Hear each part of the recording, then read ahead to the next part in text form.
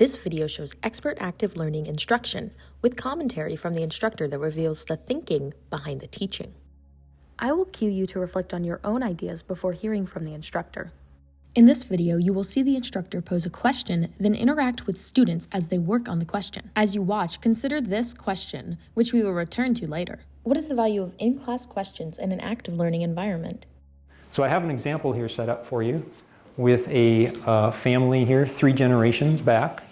And this trait, we do not know what its inheritance pattern is, and we're trying to figure it out. So our job here is to examine which of these patterns fit this pedigree. It's unlikely you'll be able to select a specific one that it is. We're trying to figure out which ones are possible for this pedigree. So it's kind of a select all that apply situation. Okay, let's see if we can work through this pedigree and choose which ones actually fit. After providing an overview of how to read a pedigree and a description of various inheritance patterns, the instructor asks students to work on the following question in groups. Pause the video to read the question. You may also want to solve the question before you watch the instructor discuss it with students. The correct answers are highlighted in red. We will now turn our attention back to the classroom, where students have just started working on this question in small groups. All right, hello. Hi. How we doing? Good. Got some pedigree excitement going on? Yeah. Yeah. These are so much work to go through. Yeah. Mm-hmm. I think What do you got so far? We got autosomal dominant, and then it can't be Y-linked. Okay. And I think we're just still going through each one. Okay, but you got 1 so far? Yeah. For sure, and then 1 not for Yeah. sure. Okay, right on.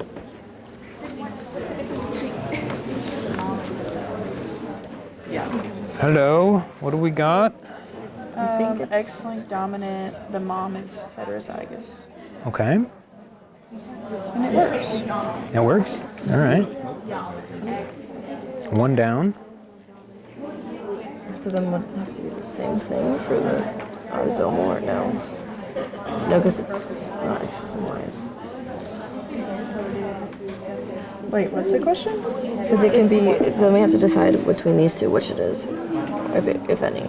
What did you notice about the question the instructor posed and how students in these groups approached it? Pause here to write down what you noticed.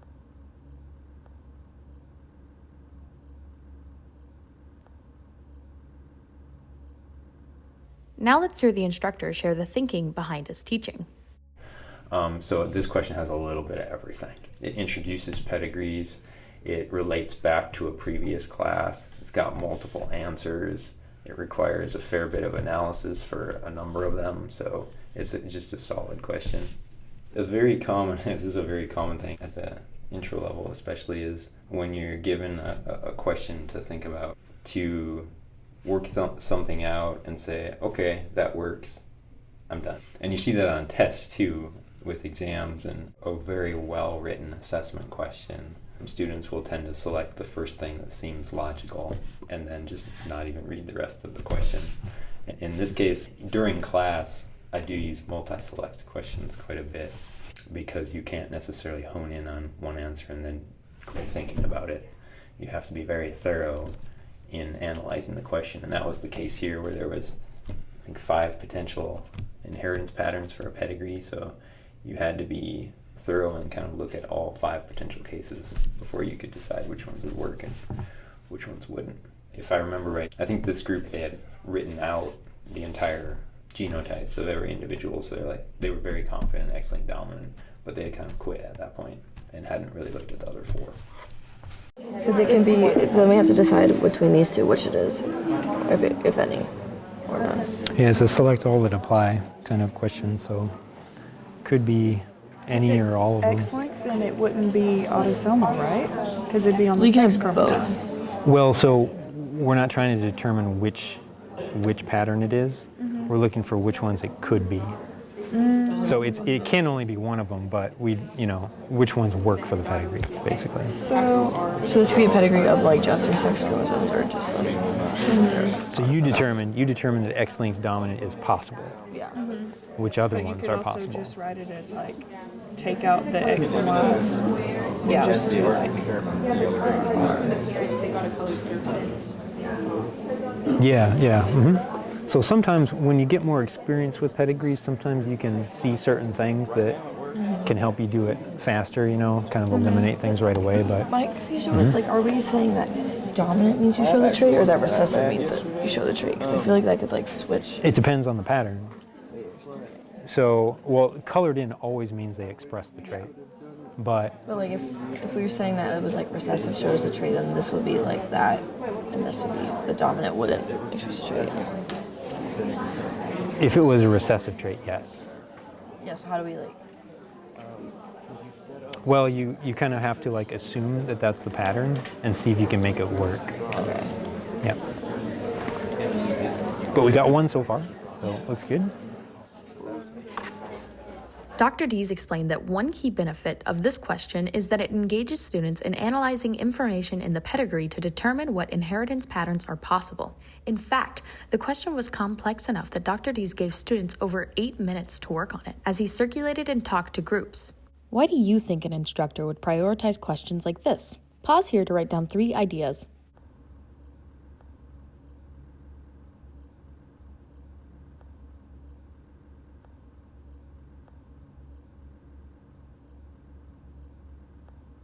Now Dr. Dees will explain the thinking behind his teaching. Well, during class, they're spending a lot of the time wrestling with applying the information, not much time with recall. And the reason for that, I guess, is a couple of reasons, really. One is I have limited time person to person with students, right? We only meet twice a week for 75 minutes. So I can use my time with them in the most valuable way possible, which is application, because that's much harder than memorizing or just learning the steps of a type of cell division or learning what an inheritance pattern is. But wrestling with them on a pedigree is a different story. So it's more difficult to apply information. They have less experience with it. Coming from K-12, and they're going to have more questions when they try to do it. So being in the classroom with them is the most appropriate time to do that. And also, my assessments are heavily application-based, so my class should reflect my assessments. So if we're just talking about knowledge stuff in class and then my exam is all application, that's a misalignment. One decision an instructor has to make in real time while teaching is when to allow students to keep working on a question and when to move on. Pause the video and reflect on a question you recently asked in class and how you decided when to move on.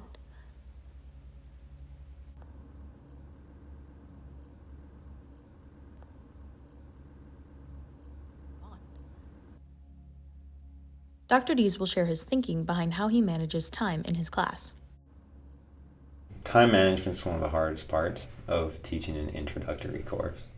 These questions that we did these days I had used at least once previously, so I had some idea of the time. But sometimes it's new stuff and you kind of go in blind and you just gotta roll with it at that point. Whenever you try new stuff, there's always an unknown. So the reason it's so difficult in introductory biology to manage time is because there is so much variation among the students.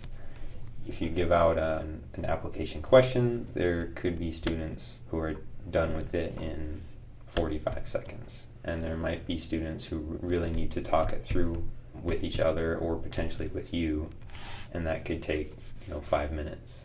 So it's inevitable when you're doing stuff like this in the classroom that there's going to be an uneven amount of time needed between students. What I base it on is we use the top hat system, and when I see about 80 to 85% of students have answered the question, that's when I prompt them that, okay, you have a little bit of time left, choose your answer, and then we're going to go over it. So I basically let the class decide. as a whole, how much time we're going to spend on it. The last thing I'll invite you to consider is how this question fits into the larger class period. Dr. Dees has explained that it is important for him to use class time for students to practice applying their knowledge. Pause and write down how you balance class time where you explain content versus when students work.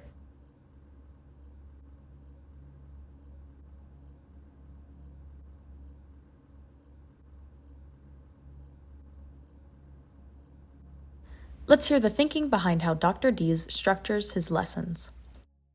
I have kind of a formula of sorts that I've come up with for my class that works well with enormous numbers of students. I think I've gotten pretty good results with it. And you'll notice me talking, just imparting knowledge for maybe 5 to 7 minutes at most. And then it's students doing something with it right after that. So not a lot of time spent just talking about something. Most of the time is spent doing something. Now that you've had a chance to see the thinking behind the teaching for this instructor, reflect on your own teaching. Are there classes where you could use more class time to engage students in applying concepts and skills? If you are not sure how to do this, consider what challenging questions you want students to answer on assessments and give students time in class to work on similar questions. Take a minute to write down one thing you'd like to try in your teaching. In the spirit of considering the thinking behind the teaching, explain why you'd like to make this change.